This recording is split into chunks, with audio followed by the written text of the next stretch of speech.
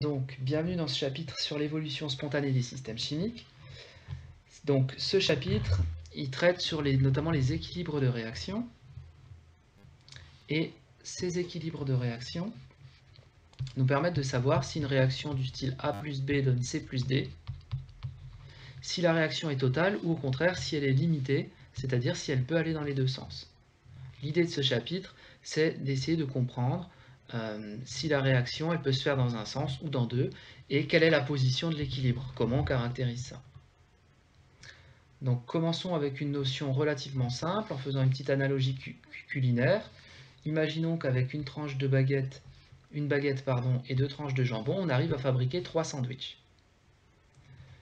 Si au départ on a par exemple 40 baguettes à notre disposition et 70 tranches de jambon, au départ, on a fabriqué, avant de travailler, 0 sandwich, puisqu'on n'a pas encore commencé la recette. Si on applique une fois la recette, on a un avancement qui est égal à 1. Il nous reste 39 baguettes. 70 moins 2 tranches, ça fait donc 68 tranches de jambon. Et puis, on a fabriqué 3 sandwichs. On a fait une fois la recette. Imaginons qu'un peu plus tard, à 10h30, on fasse 2 fois la recette. Si on fait 2 fois la recette, il nous restera 38 baguettes, 68 moins 2, donc 66 tranches de jambon, et on aura fabriqué 6 sandwichs. Si on fait ça à une certaine heure x, eh bien on peut généraliser en disant qu'on a 40 moins x baguettes, 70 moins 2x jambon, et 3 sandwichs, donc 3 fois x sandwich. À l'état final, imaginons que ici, à un moment donné, à 11h40, on ait un coup de fil. Le téléphone sonne. Le téléphone sonne et j'ai encore de la matière première, je n'ai pas continué, mais je suis obligé d'arrêter mon travail. J'arrête mon travail et je compte. Quand j'arrête le travail, j'ai fait par exemple 90 sandwichs. Quel est mon avancement final? On est d'accord que l'avancement à tout instant, il vaut 3x, mais je vais le noter final, est égal à 90. Autrement dit, x final vaut 30. Donc ça voudra dire que je me suis arrêté quand j'ai fait 30 fois la recette. Qu'est-ce qui me reste? Eh bien, il me reste 40 moins 30 baguettes, c'est-à-dire 10. 70 moins 2 fois 30, c'est-à-dire 10 aussi. Voilà mon état final. J'ai été obligé d'arrêter la réaction. Donc l'avancement final, pour une raison ou une autre, il vaut 30. J'ai été obligé de m'arrêter là. Pourtant, j'aurais pu continuer parce qu'il me reste de la matière première. Il me reste 10 baguettes et 10 tranches de jambon. Donc j'aurais pu aller jusqu'à un état maximal qui pourrait être hypothétique ici. Comment on fait pour le trouver? Eh bien, souvenez-vous, on résout les fameuses équations que je peux noter là. 40 moins x max égale à 0 et 70 moins 2x max égale à 0. Si on résout ces deux équations, la première, elle va impliquer que x max vaut 35, enfin la deuxième, et la première, que x max vaut 40. Et on garde la solution la plus petite, sinon on arrive à des nombres restants négatifs, qui n'ont pas de sens. Ici, la plus petite, elle conduit à x max égale 35. Ça veut dire que je pourrais faire 35 fois la recette au maximum. Qu'est-ce qui resterait? Du coup, cette solution-là n'est pas faisable. Il reste 40 moins 35, c'est-à-dire 5 baguettes, 0 jambon, et puis 3 fois 35, c'est-à-dire 105 sandwichs. Donc, en regardant ce petit exemple simple, on peut comprendre qu'il y a une grosse différence entre ce qu'on appelle l'avancement final et l'avancement maximal. Final, c'est vraiment quand la réaction elle s'arrête vraiment, et maximal, c'est si la réaction elle avait été totale finalement, si j'étais allé au bout des réactifs. Donc là, en chimie, c'est pareil, on va avoir des réactions qui vont s'arrêter pour une raison ou une autre qu'on essaiera d'expliquer, ou parce qu'on nous le dit dans l'énoncé, donc on a un avancement final, mais théoriquement, si la réaction avait été totale, donc si on avait été seulement dans ce sens-là, eh bien on aurait pu aller plus loin, jusqu'à ce qu'on appelle l'avancement maximal. Donc voilà la petite différence. Alors, regardons maintenant la partie cours. Donc, sur l'évolution spontanée du système chimique. Donc, premièrement, qu'est-ce qu'on appelle une transformation totale? Une transformation, elle est dite totale si le réactif limitant est entièrement consommé. Par exemple, si on regarde la transformation Cu2+, plus Fe donne Cu plus Fe2+, on voit qu'on a deux réactifs dont les quantités de matière chutent. C'est normal, ce sont les réactifs, c'est-à-dire Cu2+, les ions cuivre qui sont en bleu, et le métal fer qui chute. Et puis des produits qui apparaissent, donc qui sont en rouge et en vert. Et on repère tout de suite le réactif limitant parce qu'il est entièrement consommé, donc sa quantité de matière vaut 0. C'est les Cu2+, entièrement consommés. Donc ça, une réaction de ce type, on la note avec une flèche simple dans l'équation. Dans ce cas-là, l'avancement final, il est égal à l'avancement maximal. La réaction s'arrête ici parce qu'on a entièrement consommé le réactif, qu'on appelle d'ailleurs réactif limitant. Sous-entendu, il limite la réaction. Il reste alors que les produits, c'est ce qu'on voit, les produits qui sont indiqués ici, voilà ce qui nous reste en quantité de produits, et le ou les réactifs en excès. Les réactifs en excès, c'est le fer, ici par exemple, la courbe noire. Ça, c'est ce qu'on appelle une transformation totale. Ensuite, on a une transformation qui est dite limitée, ou non totale, on peut dire les deux, lorsque le réactif limitant n'est pas entièrement consommé à l'état final, c'est-à-dire qu'il en reste. Son avancement final est inférieur à l'avancement maximal.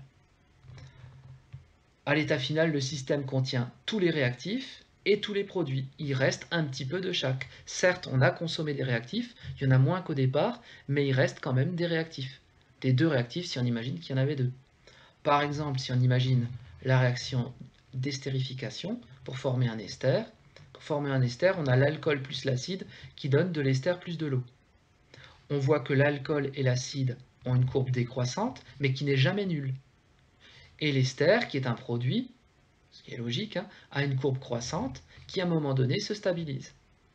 Donc ça veut dire qu'on est bien d'accord, on n'a pas épuisé entièrement un des réactifs. Que ce soit l'alcool ou l'acide, il en reste toujours un petit peu.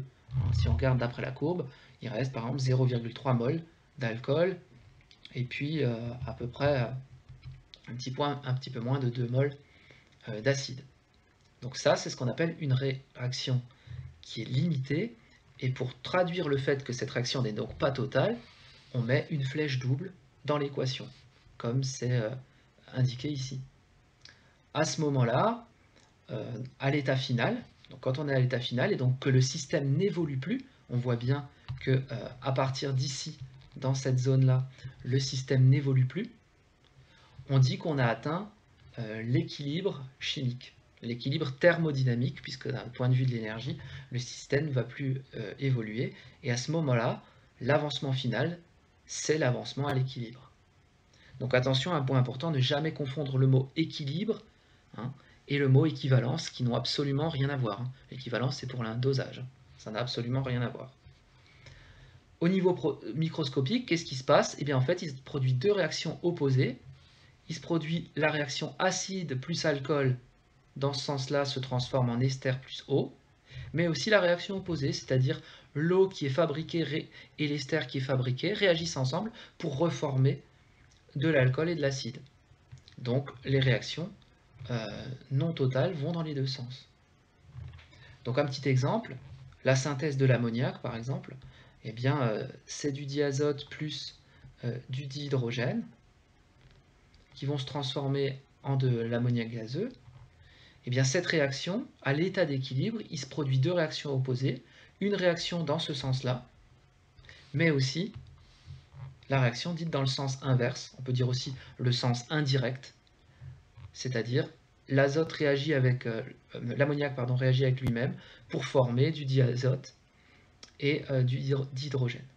Donc on a les deux sens de réaction qui sont possibles. Ça c'est quand on a une réaction limitée ou aussi non totale. Alors, un exemple numérique, concret, la transformation suivante est-elle totale ou limitée? Ça pourrait être une question, on pourrait vous poser de déterminer ça. On introduit 1,0 fois 10 puissance moins 2 mol d'acide éthanoïque dans 1 litre d'eau pure. On mesure le pH et on trouve que le pH vaut 3,4. Et on vous demande, est-ce que cette réaction, elle est totale ou pas? Alors comment faire? Premièrement, écrire, c'est une réaction acide-base, hein. Donc on écrit l'équation de réaction. L'acide éthanoïque plus l'eau donne la base conjuguée plus H3O+. On pourra écrire les couples, là, bien évidemment. Donc là, on écrit directement l'équation. On fait un tableau d'avancement. Donc on a n mol de CH3COH, n-x mol en cours et à l'état final n-xf. Donc on est bien à l'état final là, hein, pas à l'état maximal. Et puis on remplit le tableau d'avancement de façon classique. Qu'est-ce qu'on sait? On connaît le pH. Or, le pH, qui vaut 3,4, c'est aussi moins log de la concentration H3O+, mais du coup, la concentration H3O+, c'est 10 puissance moins pH. Donc ici, 10 puissance moins 3,4. On peut calculer une valeur approchée de ça. On trouve à peu près 4 fois 10 puissance moins 4 mol par litre. Donc on connaît la concentration DH3O+ à l'état final. D'après le tableau d'avancement, la quantité de matière à l'état final de H3O+, elle vaut donc XF sur V. Donc ça, c'est égal à XF sur V. Le volume, on le connaît, c'est 1 litre, donc on divisera par 1. Ça veut donc dire que notre avancement final vaut 4,0 fois 10 puissance moins 4 mol. On peut donc en déduire les quantités finales restantes, c'est-à-dire remplir la dernière ligne du tableau d'avancement. Ici, je peux écrire que c'est 4,0 fois 10 moins 4. Ici aussi, 4 fois 10 moins 4. Et là, le nombre de moles d'acide éthanoïque qui me reste, c'est le nombre de moles initial, c'est-à-dire 1, donc j'ai simplement à calculer ça, le nombre de moles de CH3 CO2H à l'état final, donc je mets un F, il vaut n moins xf, n il vaut 1,0 fois 10 puissance moins 2, moins 4 fois 10 puissance moins 4. Et donc je sais précisément combien il me reste d'acide éthanoïque. Donc il suffit simplement qu'on calcule ça, mais on voit tout de suite, sans même faire le calcul, que on n'aura évidemment pas 0. Hein, ce nombre-là est non nul.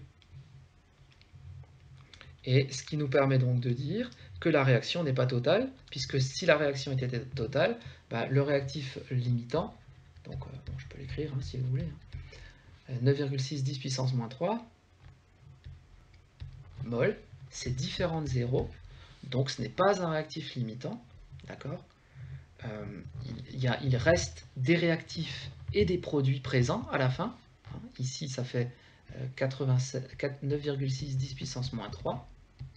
On est bien d'accord qu'on a des réactifs et des produits à la fin, l'eau étant un réactif, mais l'eau c'est le solvant, donc par définition elle est en excès. On a bien une réaction qui n'est pas totale, on dit qu'elle est limitée, donc nous sommes obligés d'écrire une flèche qui symbolise l'équilibre de cette réaction. Voilà pour cette partie. Maintenant, ce qui est intéressant de comprendre, c'est où se trouve finalement, comment on va pouvoir prévoir l'évolution du système. Est-ce qu'on va dire, est-ce que la réaction elle va être plutôt dans le sens direct ou plutôt dans le sens indirect? Il va falloir qu'on trouve un critère qui nous permette de prévoir comment finalement évolue la réaction. Donc c'est vraiment l'évolution. Alors imaginons une transformation du style AA plus BB donne CC plus DD, avec petit a, petit b, petit c, petit d, les coefficients stoichiométriques. Alors un rappel très important ici, qui n'est pas du tout anodin, S veut dire solide, une espèce dissoute c'est aqueux, ça veut dire que le solvant c'est l'eau, hein, dès qu'on voit aqueux, c'est-à-dire que la substance est mélangée dans l'eau, que donc le solvant c'est souvent l'eau. Évidemment, L veut dire liquide et G veut dire gazeux, l'état physique. Alors une définition qu'il faut apprendre, c'est ce qu'on appelle l'activité d'une espèce chimique. C'est une grandeur sans dimension, ça veut dire sans unité, qui vaut l'activité d'une espèce, elle vaut 1 si c'est un solide, elle vaut 1 si c'est un solvant, et elle vaut la concentration divisée par C0 si on a une espèce aqueuse. Et C0, c'est toujours, souvenez-vous, comme on l'avait vu dans le premier chapitre, une concentration de référence qui vaut 1 mol par litre. Alors, un petit exemple, imaginons la réaction suivante. CuOH2 fois solide plus 2H3O plus aqueux en équilibre avec Cu2 plus aqueux plus 4H2O liquide. Si on nous demande de trouver les activités de chacune de ces espèces, l'activité de CuOH2 fois, comme c'est un solide, elle vaut 1, parce que c'est un solide. Les espèces en solution, c'est-à-dire les espèces aqueuses, c'est la concentration des H3O+, sur C0, avec C0 qui vaut 1. L'activité de Cu2+, sur C0, avec C0 qui vaut 1, donc la concentration de Cu2+. Je rappelle qu'entre crochets, ça veut dire concentration. Et pour le solvant, l'eau, c'est un produit ici, mais c'est aussi un solvant, puisque ici on a aqueux, ça veut bien dire qu'on est dans l'eau. L'activité de l'eau vaut 1. Donc voilà des petits exemples pour illustrer ce que c'est l'activité et comment on la définit. Maintenant, à quoi ça sert tout ça? Eh bien, justement, à définir ce qu'on appelle le quotient de réaction. Alors, le quotient de réaction, comme son nom l'indique, au sens mathématique du terme, c'est un quotient, donc une division. Donc, il faut apprendre cette définition.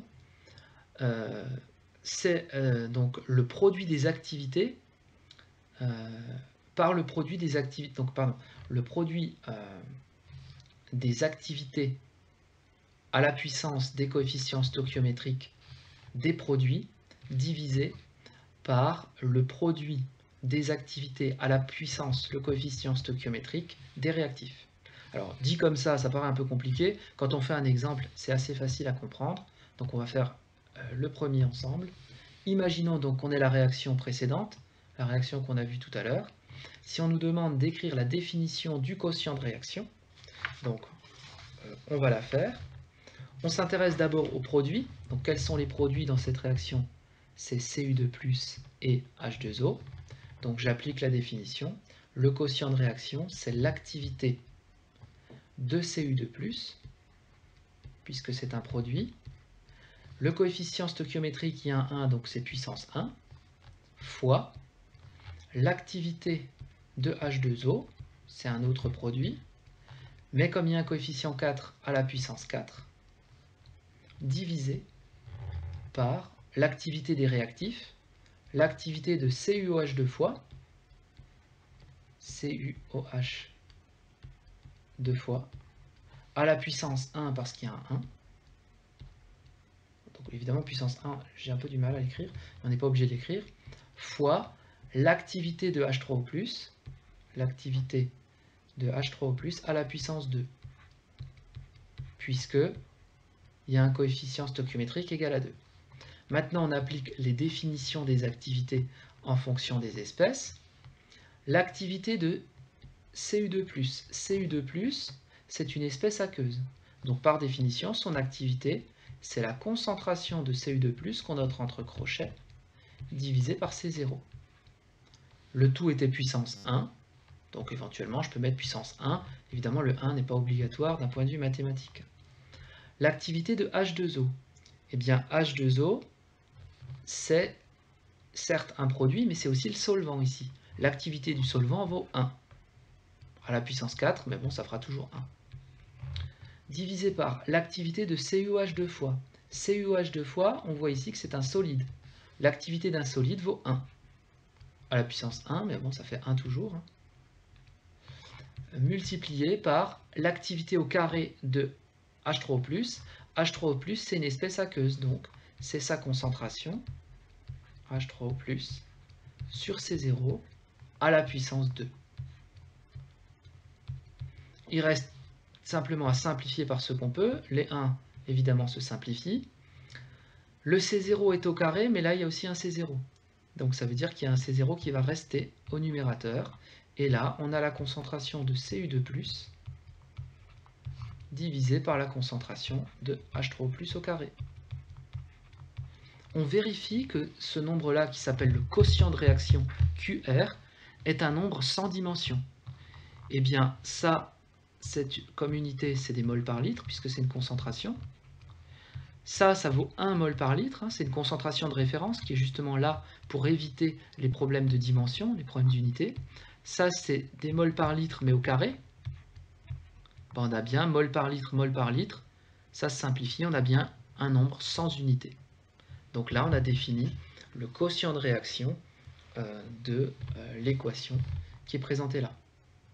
Un autre exemple ici, un petit peu plus rapide, donc c'est un exemple qui est tiré d'un manuel. On imagine la réaction entre 2Fe3+, plus 2I- donne I2 plus 2Fe2+. On écrit directement les activités. Donc l'activité des produits, c'est l'activité de I2. Donc mettons qu'on le fasse un peu plus doucement. Je vais peut-être effacer. Donc si on fait celle-là, cette réaction-là, donc le quotient de réaction, c'est l'activité des produits, donc de I2 à la puissance 1, que multiplie l'activité de Fe2+, à la puissance 2, puisqu'il y a un coefficient 2 ici, divisé par l'activité des réactifs, c'est-à-dire les Fe3+, à la puissance 2, multiplié par l'activité des I- à la puissance 2. Donc au début, il est intéressant de tout écrire, mais une fois qu'on a un petit peu l'habitude, on peut peut-être aller un peu plus rapidement. On voit là, on n'a que des espèces aqueuses, c'est-à-dire qu'on va avoir que les concentrations. Donc c'est la concentration de I2 sur C0, multiplié par la concentration de Fe2+, sur C0, mais au carré, divisé par l'activité, donc la concentration des Fe3+, sur C0 au carré aussi, multiplié par la concentration des I- au carré, sur C0 carré. Donc là, si on le fait très rigoureusement, ça donne ça. Et donc, qu'est-ce qui nous reste? Eh bien, là, les C0, ils sont puissance 4. Là, ils sont puissance 2.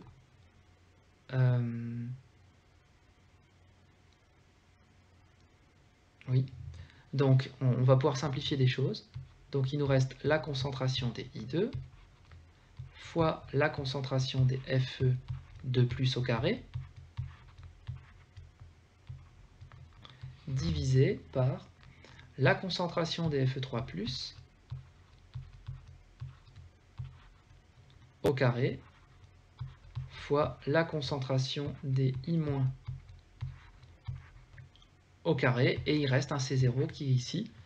En toute rigueur, donc là il n'avait pas été mis dans le livre, puisqu'il vaut 1 mol par litre, numériquement ça ne change rien, mais d'un point de vue des dimensions, pour qu'on ait bien aucune unité, il faudrait le rajouter, puisque là on a une puissance 1, puissance 2, puissance 1 ça fait bien du puissance 4, donc ça fera des mols par litre puissance 4, et en bas aussi, 2 et 2 ça fait 4, donc ça fera des mols par litre puissance 4.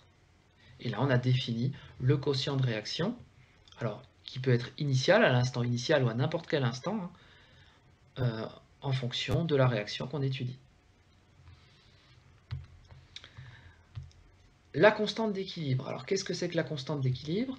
Eh bien, lorsqu'un système siège de transformation chimique non totale atteint un état d'équilibre, son quotient de réaction, c'est la constante thermodynamique. C'est-à-dire quand on se place tout pile au moment où le système n'évolue plus, quand on est à l'équilibre, alors la valeur de Q s'appelle grand K.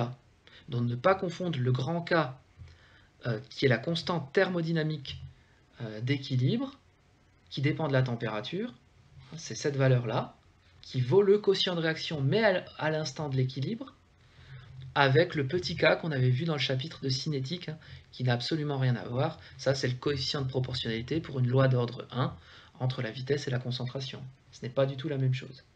Et on considérera qu'une réaction elle est totale si cette constante thermodynamique d'équilibre est supérieure à 10 000. Il faut savoir que la valeur de cette constante varie en fonction de la température.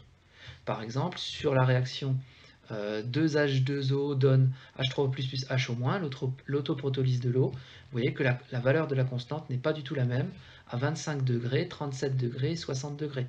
On voit qu'elle augmente en fonction de la température.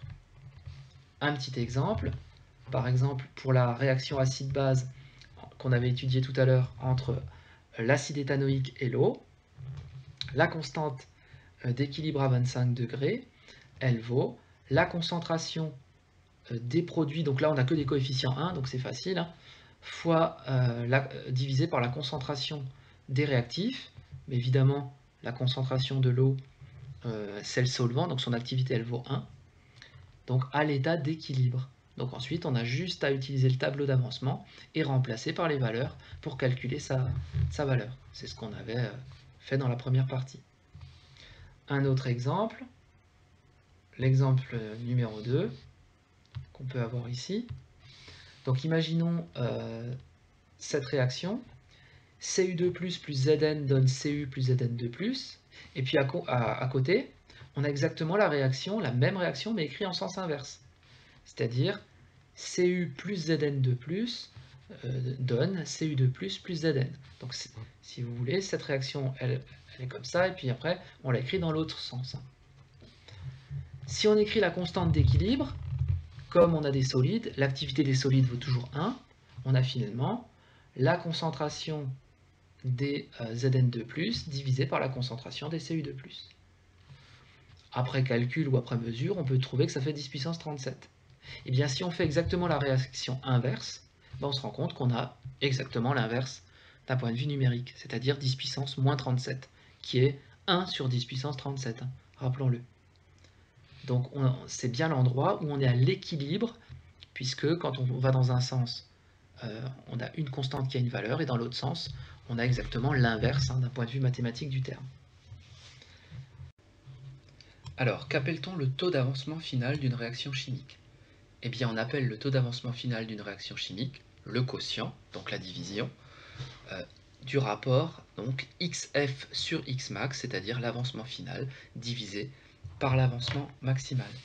C'est une grandeur sans dimension, donc elle n'a pas unité, puisqu'en fait on divise des moles par des moles, qui est toujours inférieur à 1. Donc ce taux d'avancement final, donc ça c'est la lettre grecque taux, hein, qui vaut donc XF sur Xmax, est strictement inférieur à 1 si la réaction est limitée, et égal à 1 si la réaction est totale. Alors en général, on considère que on peut assimiler une réaction à une réaction totale si on a un taux d'avancement qui est supérieur à 99%, c'est-à-dire à 0,99. C'est un bon critère. Un petit exemple pour bien comprendre, toujours en repartant de ce qu'on avait vu tout à l'heure. Donc l'équation où on part toujours 10 puissance moins 2 mol d'acide éthanoïque, donc ça on sait que c'est 10 puissance moins 2, c'est exactement le même exemple, hein, la suite, mais on va calculer le taux. On a montré tout à l'heure que l'avancement final, il valait 4 10 puissance moins 4.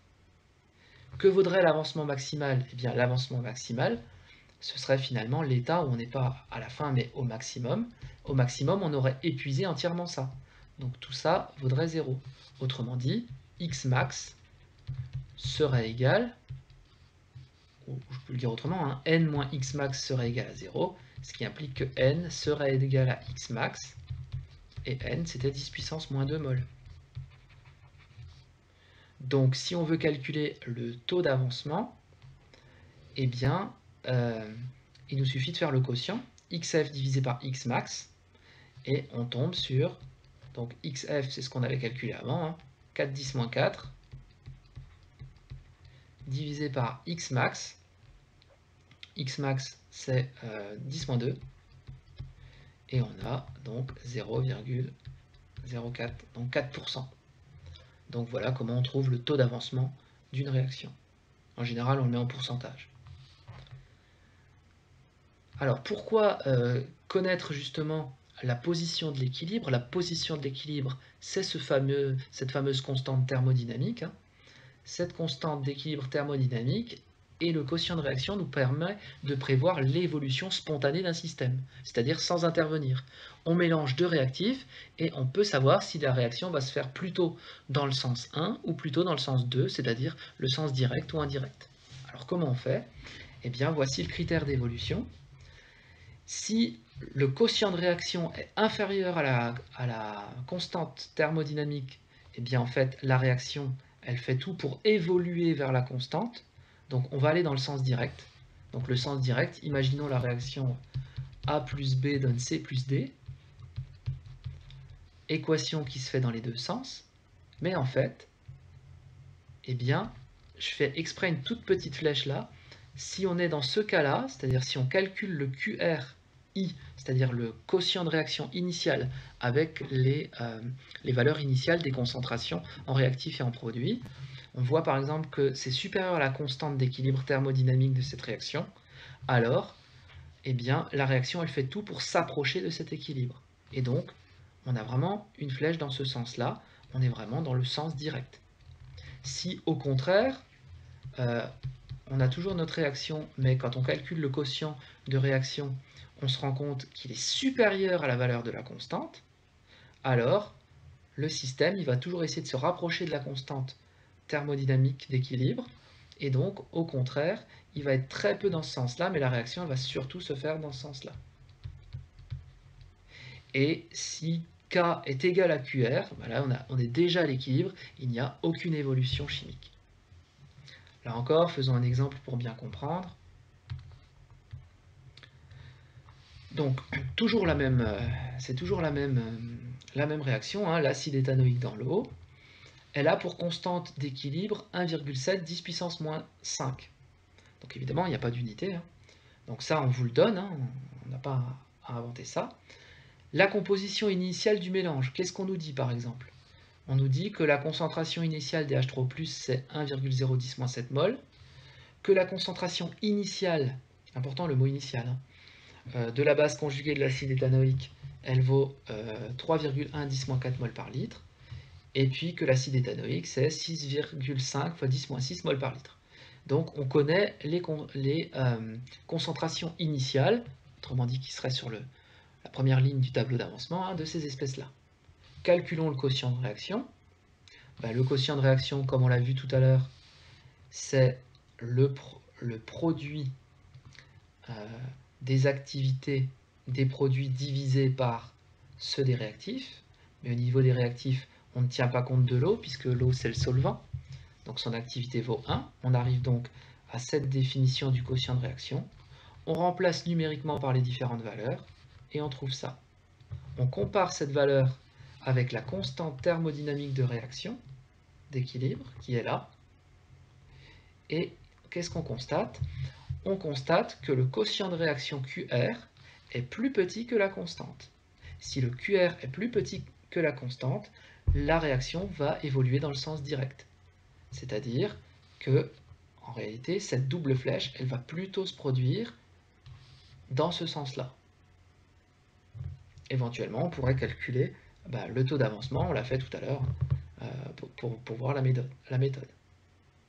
Voilà ce qu'on peut voir. Donc c'est bien une réaction limitée, hein, qui n'est pas totale, mais qui va quand même être favorisée plutôt dans un sens que plutôt dans l'autre. Et si on est tout pile à l'équilibre, alors ça veut dire qu'on aurait trouvé un quotient de réaction tout pile égal à la valeur de la constante K. Alors un exemple de transformation spontanée, de transformation chimique qui se fait tout seul, ce sont les piles. Alors, pour comprendre comment fonctionne une pile, il faut des petits rappels de deux premières, hein, notamment, sur ce qu'on appelle les réactions d'oxydoréduction. Alors, quels sont les transferts d'électrons spontanés? Eh bien, une réaction chimique responsable du courant électrique, par exemple que débite une pile, c'est dû à une réaction redox. Donc, je rappelle, c'est un échange d'électrons, hein, entre deux couples, un couple oxydant-réducteur et un autre couple oxydant-réducteur.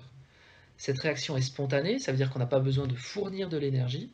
Hein, on ne met pas un générateur dans une pile, hein, c'est la pile qui fournit le courant. Donc la pile, c'est par définition un système hors équilibre. Et initialement, le quotient de réaction est plus petit que l'équilibre. Et de ce fait, la réaction elle va tendre vers l'équilibre, c'est-à-dire aller dans le sens direct. Alors, un petit rappel de première, qu'est-ce qu'on appelle un oxydant et un réducteur? Donc, deux espèces chimiques qui au cours d'une transformation se transforment l'une par gain, l'autre par perte d'électrons, elles sont dites conjuguées et elles forment ce qu'on appelle un couple oxydant-réducteur. Alors il y a une convention, les oxydants on les écrit à gauche et les réducteurs à droite. Toujours respecter la convention. Par exemple, le couple Fe2+ slash Fe, ça veut dire que Fe2+ est l'oxydant et Fe est le réducteur. Alors, une définition, l'oxydant c'est celui qui reçoit les électrons et le réducteur c'est celui qui peut les donner. À chacune de ces couples, on associe ce qu'on appelle une demi-équation redox. Et cette demi-équation, elle traduit cette définition, à savoir Fe2+ plus 2 électrons donne Fe. On voit bien que Fe a donné ses électrons et Fe2+ est en capacité de les récupérer. Fe2+ qui reçoit, c'est l'oxydant, et donc celui-là c'est l'oxydant, et celui-là c'est le réducteur, parce que le réducteur, il donne des électrons. Donc attention au vocabulaire qu'il faut apprendre, un oxydant se réduit et un réducteur s'oxyde. Donc ça c'est un transfert d'électrons spontané. Donc lorsque la pile débite un courant électrique, les réactifs sont séparés chimiquement, puisque quand on fait une pile, on le verra tout à l'heure, très souvent on utilise deux béchers. Et dans ces deux béchers, eh bien, on va mettre à l'intérieur des ions, mais aussi souvent des métaux. Et donc il y a une séparation entre les deux, mais qu'on va relier d'un point de vue électronique par l'intermédiaire de ce qu'on appelle un pont salin, qui va faire une jonction entre les deux. Lorsqu'une pile débite du courant, comme pour toute réaction d'oxydoréduction, des électrons sont transférés d'un réducteur, et là c'est ce qu'on a un transfert indirect, comme on va le détailler dans une manipulation et puis dans un exemple illustré. Alors quand est-ce qu'une pile elle est usée? Eh bien une pile est usée lorsque la réaction chimique s'arrête. C'est-à-dire quand on a atteint l'équilibre, quand le quotient de réaction est égal à la constante thermodynamique d'équilibre. À ce moment-là, on a entièrement consommé au moins l'un des réactifs, et là l'intensité de la pile, bien évidemment, elle est nulle, puisque la pile ne peut plus débiter, si la réaction ne se fait plus, la pile ne fournit plus de courant. Comment on construit une pile? Donc ça, c'est pas très difficile. Donc c'est surtout à voir en TP. Une pile, c'est l'association de deux demi-piles. Donc si on regarde un petit peu l'exemple, ça c'est une demi-pile, ça c'est une autre demi-pile. Ces demi-piles sont reliées entre elles par l'intermédiaire de ce qu'on appelle un pont salin. Alors un pont salin, c'est quoi? C'est par exemple un tube dans lequel qui contient un gel, et dans ce gel, il y a des électrons. Pardon, il y a des ions, pas des électrons, il y a des ions qui sont libres de se déplacer. Ça peut être tout simplement un morceau de papier buvard trempé dans de l'eau salée. Ça, c'est une pile.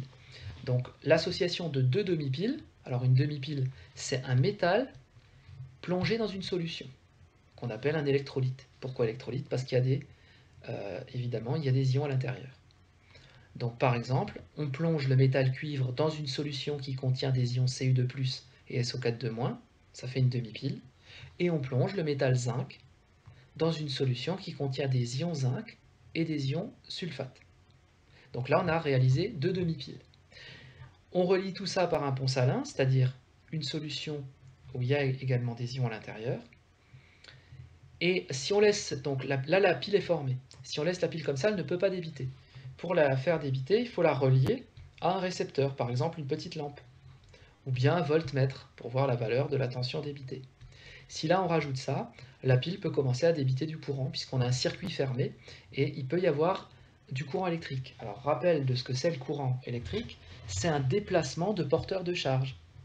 Donc c'est-à-dire, on a du courant électrique si des électrons se déplacent, ce qu'on appelle les électrons libres dans les métaux, ou bien si on a des ions qui se déplacent dans les solutions. Donc un mouvement d'ions, ça tombe bien, on a des métaux et on a des solution. Donc on va pouvoir faire ça. Donc cette demi-pile, l'association en fait avec métallique là, ça s'appelle une électrode. Hein. Donc on a une électrode de cuivre et une électrode de zinc. Et les conducteurs ioniques, ce sont donc les solutions. Alors on a un petit peu de vocabulaire à apprendre. Hein. Ça c'est vraiment une définition. L'anode, c'est l'endroit où il y a l'oxydation, c'est-à-dire la perte d'électrons. Et la cathode, c'est le lieu où il y a la réduction, c'est-à-dire le gain d'électrons. Alors, petit moyen mnémotechnique pour retenir ça, quand vous allez dans un supermarché et qu'il y a une réduction, ben vous y gagnez. On gagne de l'argent. Donc une réduction, c'est un gain d'électrons. Ce qui veut dire qu'une oxydation, c'est une perte. Autre façon de le retenir d'un point de vue mnémotechnique, c'est un mot qui ne veut rien dire, c'est le mot auberge. Oxydation, perte d'électrons. Réduction, gain d'électrons. Donc ça permet de retenir ces deux petites définitions. Voilà. Donc ce qu'il faut retenir après, c'est que l'anode, c'est le lieu où il y a l'oxydation, et la cathode, c'est le lieu où il y a la réduction. Alors ce formalisme, cette pile hein, qui est symbolisée ici, une des piles les plus simples, la pile Daniel, on peut la représenter symboliquement. Ça nous permet d'éviter de faire le schéma complet. Donc le symbole d'une pile, on met d'abord les polarités, où L+, ou L-, on va comprendre hein, pourquoi c'est à tel endroit. On écrit le réducteur de l'anode, l'oxydant / l'oxydant, on met deux traits. Ces deux traits, en fait, ils symbolisent le pont salin. C'est ça les deux traits, ces deux traits-là. Et ensuite, on met l'oxydant de la cathode et le réducteur de la cathode. Et on met un plus. Donc par exemple, le symbole officiel de cette pile, qui remplacerait donc le schéma, c'est ça. Moins Zn / Zn2+, les deux traits qui représentent le pont salin, Cu2+/ Cu et un plus. Donc là, on sait que la borne plus, c'est en fait la partie ici, cette demi-pile-là, et la borne moins, elle est ici, en lisant le schéma. Maintenant, on va essayer de comprendre pourquoi c'est à cet endroit-là. Donc, expliquons le fonctionnement de la pile. Donc, si la tension mesurée à l'aide d'un voltmètre placé en dérivation sur cette pile a une valeur positive de par exemple plus 1 volt, ça veut dire que les électrons, le COM, est relié au moins de la pile. Donc on connaît la polarité de la pile. Les électrons qui vont du moins vers le plus partent donc du zinc et arrivent vers le cuivre. Le cuivre est donc la borne positive de la pile. On est bien d'accord que ça implique que cette électrode-là, cette demi-pile-là, ici il y a un départ d'électrons. S'il y a un départ d'électrons, ça veut bien dire qu'on peut écrire que Zn a donné ses électrons, donc il a donné des électrons, et il s'est transformé en quoi? En Zn2+. Combien d'électrons il a donné? Il en a donné 2. On a donc une production d'électrons ici. On produit des électrons. Une production des électrons, eh bien, il y a bien eu une perte d'électrons, hein, c'est une oxydation. Et donc cette électrode s'appelle l'anode, puisque l'anode, c'est le lieu de l'oxydation. A contrario, si ici on a un départ d'électrons, ici on a une arrivée d'électrons. Les électrons arrivent ici. Il y a des électrons qui arrivent, hein, on les voit, ils arrivent là. On peut donc, qui va récupérer les électrons? Eh bien, c'est Cu2+, qui est dans le bécher. Cu2+, récupère ces deux électrons pour former Cu. On a donc une consommation d'électrons.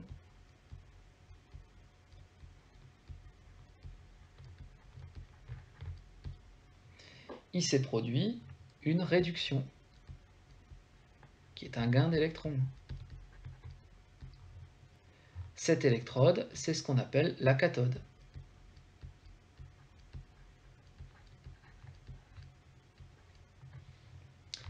Dans les fils électriques, les électrons circulent donc de l'anode vers la cathode. Le courant électrique circule de la cathode vers l'anode, évidemment, c'est le contraire. Donc ici, la cathode, c'est la borne positive, et l'anode, c'est la borne négative. Donc ce qu'il faut retenir, ce n'est pas les polarités, c'est surtout retenir que l'anode, c'est le lieu de l'oxydation, et la cathode, c'est le lieu de la réduction. Maintenant, on va essayer d'écrire l'équation globale de fonctionnement de la pile. Et bien c'est très simple. Donc ce qu'il faut écrire ici, je vais l'écrire là. On somme les deux demi-équations. On a Cu2 plus 2 électrons égale Cu. Et puis Zn donne Zn2 plus 2 électrons. Si on fait le bilan, eh bien on se rend compte que comme dans toute réaction d'oxydoréduction, il n'y a plus d'électrons à la fin. Et on a Cu2 plus Zn qui se transforme en Cu plus Zn2 plus. Ça, c'est l'équation globale de fonctionnement de la pile. Alors, ce qu'il faut aussi comprendre, c'est que, bien évidemment, si on regarde les demi-équations, du zinc, il y en a de moins en moins. C'est-à-dire que l'électrode de zinc, petit à petit, elle se désagrège. Elle se grignote. Il y a de moins en moins de zinc, puisqu'on forme des Zn2 plus. Donc, des Zn2 plus qui sont dans le bécher, leur concentration, elle augmente. Parce qu'il y en a de plus en plus, on les forme. On est bien d'accord que la concentration augmente ici. Et les zinc diminuent. De la même façon, les Cu2+, c'est un réactif, hein, leur concentration augmente, mais le Cu augmente. Donc ça veut dire que l'électrode de cuivre, elle a tendance à grossir un peu. Et la concentration des Cu2+, diminue. Or, une solution, ce qu'il y a dans les béchers, d'un point de vue électrique, c'est neutre. Ça veut dire qu'à un moment donné, il y a un problème de neutralité. Eh bien, qu'est-ce qui va assurer l'électroneutralité des solutions et donc le passage aussi du courant électrique? C'est le pont salin. Dans le pont salin, on a des ions qui a priori ne vont pas réagir, mais qui sont présents. Il y a des ions K+, dans le pont salin et des ions Cl-, un peu partout. Eh bien, ici, si on regarde le premier bécher, c'est-à-dire le bécher bleu, on voit que des Cu2+, il y en a de moins en moins. Il y a de moins en moins de charges positives, donc on en manque. Ça veut dire que les ions K+, vont tomber ici pour rajouter des charges positives. A contrario, dans l'autre bécher, on fabrique trop de Zn2+. Il y a de plus en plus de Zn2+, donc beaucoup d'ions positifs. Pour que l'électroneutralité soit respectée, il faut rajouter des charges moins. Donc les Cl- vont tomber dans le bécher.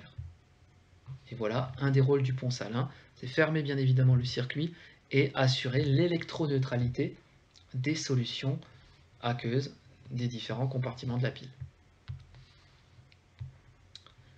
Un autre exemple où il faut expliquer le fonctionnement complet de la pile. Écrire les équations, donc c'est faire le même raisonnement, hein, mais sur une autre pile. Donc là, on a une pile cuivre-argent. Donc on dispose de deux béchers, et là on nous dit, d'après ce qu'on voit, hein, donc il faut vraiment qu'on fasse le raisonnement similaire, hein, en deux parties on va dire, ce qui se passe dans la première demi-pile, dans la deuxième, et on nous dit que si on branche les fils comme ça, c'est-à-dire la borne comme vers l'argent, on a une tension qui est négative ici. Donc par exemple, alors je ne connais pas la valeur, hein, mais elle vaut par exemple moins 1,4 volts. Hein. La valeur est prise au pif, hein, totalement, mais c'est négatif. On a dit, si c'est positif, le com est relié au moins. Donc si c'est négatif, le com est relié au plus. Donc on connaît les polarités. Voilà le plus de la pile, voilà le moins de la pile. Simplement d'après la partie expérimentale. Si on sait ça, on sait que les électrons ils vont du moins au plus. Donc les électrons se déplacent comme ça dans la pile. Le courant, c'est le contraire. Le courant I, il va du plus au moins. Mais ce qui nous intéresse surtout, c'est les électrons. Donc maintenant, on sait que ici, dans la partie gauche, hein, cette électrode-là, de cuivre, hein, ici, il y a un départ d'électrons. S'il y a un départ d'électrons ici, de l'autre côté, il y a une arrivée d'électrons.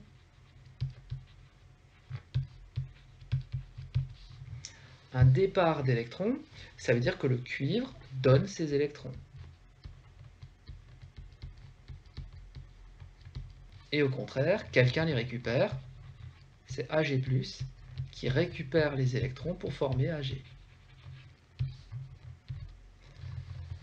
Un départ d'électrons, c'est donc qu'il y a bien eu une perte d'électrons. Et ici, un gain d'électrons. Une perte d'électrons, par définition, ça s'appelle une oxydation. Et un gain, ça s'appelle une réduction. L'oxydation a lieu à l'anode, par définition. Et la réduction, par définition, a lieu à la cathode. Donc ici, on a établi finalement, avec les petites définitions, un petit peu tout le raisonnement. Il nous reste à écrire l'équation globale de fonctionnement.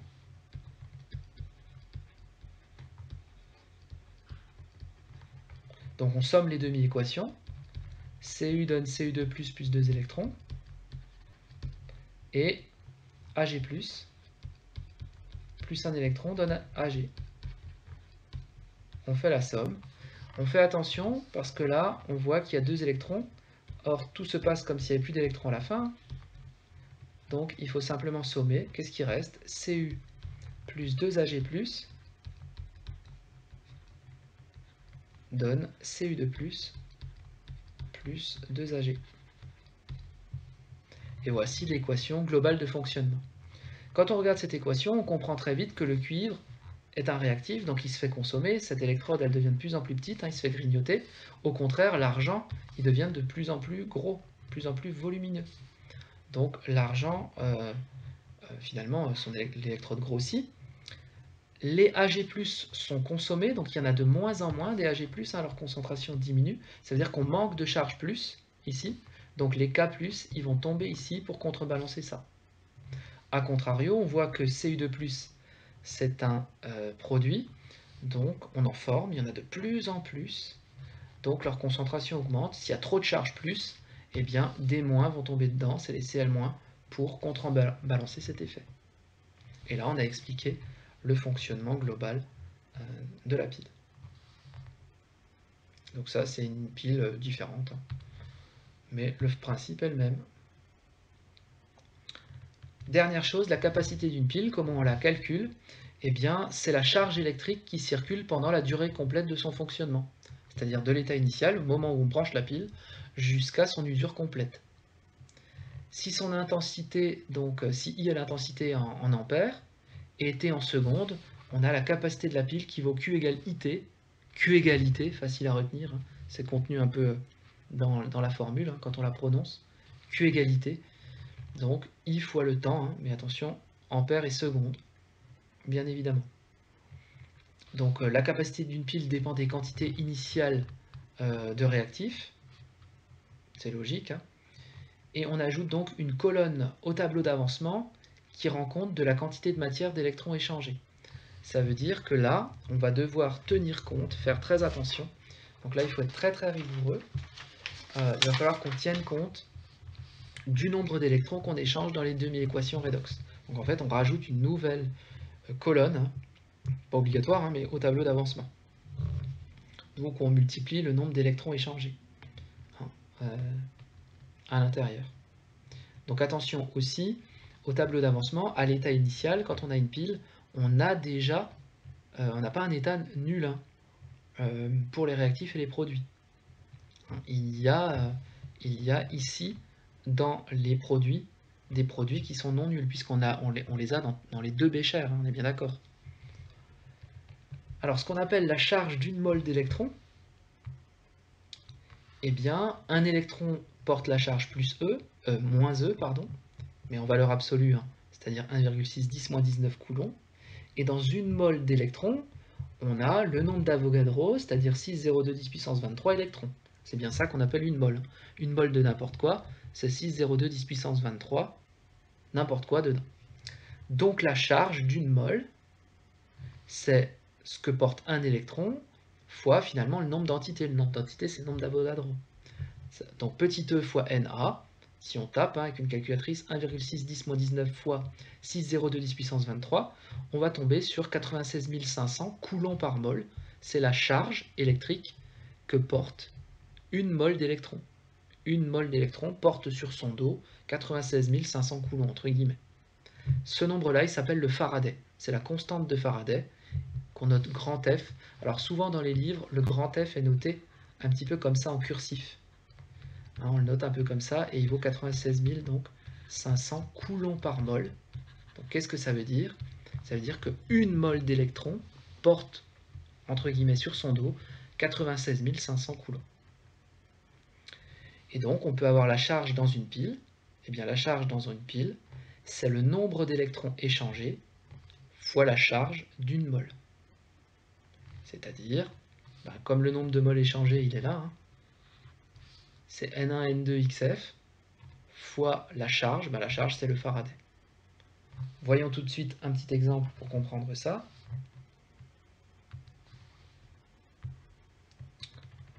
Donc là, on nous donne un petit exemple.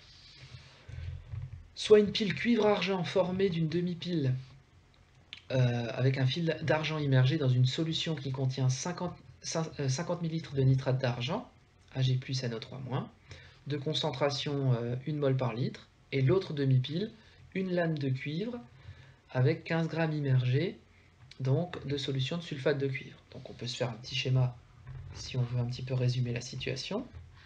Deux demi-piles, bien évidemment il y a un pont salin, même s'il n'est pas dit, sinon la pile ne peut pas débiter. On voit qu'on a un bécher où il y a donc des ions Cu2+, les SO4 2- sont des ions spectateurs, ils sont là mais ils ne vont pas réagir. De l'autre côté, on a de l'argent, Ag+, et NO3-, les NO3- sont spectateurs. Et puis, on a aussi les métaux, donc un fil d'argent, donc de l'argent, et ici, un morceau de cuivre. Donc voilà notre pile, et bien évidemment, si on relie ça à un voltmètre, ou à une lampe, à un récepteur, la pile peut commencer à débiter.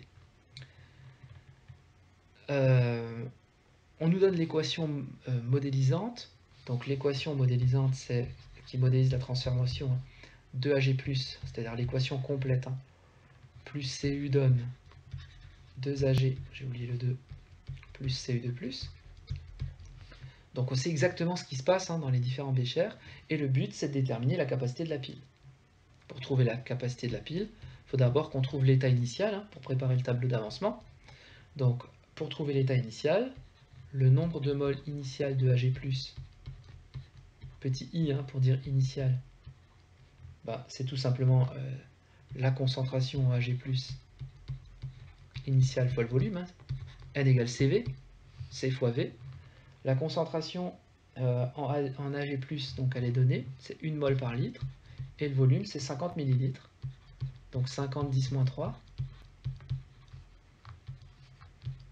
Ça nous fait donc 5 10-2 mol. Ça, ce sera ce qu'on va écrire dans le tableau d'avancement. Et puis, le nombre de moles initial de cuivre,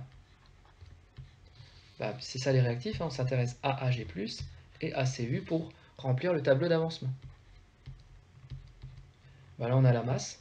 Donc, c'est la masse de cuivre sur la masse molaire du cuivre. C'est-à-dire 15 sur 63,5. Ça nous fait à peu près 2,4 10-1.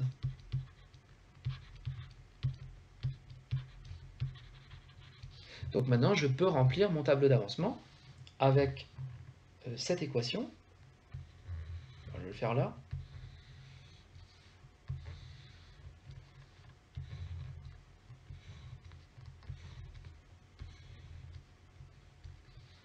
Donc état initial, puis je vais tout de suite à l'état maximal, parce que c'est la capacité de la pile, c'est quand on va au max de la réaction. Donc là, on a dit qu'on est à 5 10-2. Pour le cuivre, on est à 2,4 10-1. Ici, on n'en a pas, mais attention, il est intéressant de rajouter ici une case où on a le nombre de moles d'électrons. Donc une case qui n'est pas habituellement dans le tableau. Si on remplit le tableau d'avancement, donc on a 5 10-2 moins 2x max, 2,4 10-1 moins x max, 2x max et x max. Le nombre de moles échangés, à l'état initial, il n'y en avait pas. Et ensuite, c'est 2 fois x max, puisque si on écrit les demi-équations, écrivons-les. Je vais les écrire d'une autre couleur. On est bien d'accord que l'équation, ici, ce sera Ag plus 1 électron donne Ag. Et ici, Cu2 plus 2 électrons donne Cu. On est bien d'accord que si on fait la somme de ces deux demi-équations en multipliant la première par 2, on retourne sur l'équation globale. Et bien ici, on a échangé un électron, ici, on en a échangé 2. Or, le nombre de moles ici, hein, c'est le produit du nombre d'électrons échangés fois l'avancement. Donc, 1 fois 1, ça fait 2, d'où le 2 qui est là. On voit bien qu'en résolvant ces deux équations égales à 0, la solution la plus petite, ça va être celle-là. On va donc trouver x max qui est égal à 5 fois 10 puissance moins 2 sur 2, c'est-à-dire 2,5 10 moins 2 mol. Donc on voit que Ag+ est le réactif limitant, et on a la valeur de x max. Et bien maintenant, comment j'en déduis la capacité de la pile, qu'on note Q max, hein, capacité maximale de la pile, et bien c'est le nombre de moles d'électrons fois le nombre d'Avogadro fois la charge élémentaire, et ça c'est le Faraday. Donc c'est le nombre de moles d'électrons fois le Faraday. Le nombre de moles d'électrons, il est ici, dans le tableau d'avancement. Donc c'est 2x max fois le Faraday. Et l'énoncé est pratiquement fini. C'est-à-dire 2 fois 2,5 fois 10 moins 2 fois 96 500 coulombs par mol. Ce qui nous fait 4,8 10 puissance 3 coulombs. Après, on peut mettre en ampères-heure si on veut. Hein. Si on le veut en ampères-heure, on divise. Souvent, c'est mis en ampères-heure. Bon, bah, 1 heure, c'est 3600 secondes. Hein. Ça fait à peu près 1,3 ampères-heure. Ça veut dire que si la pile fonctionne 1 heure, elle débite 1,3 ampères. Voilà ce que ça veut dire. La dernière partie du cours concerne tout simplement des couples redox usuels qu'on peut rencontrer. Donc c'est simplement un catalogue de couples usuels d'oxydoréduction qu'on rencontre dans la vie de tous les jours. Voilà pour cette leçon. Bon courage!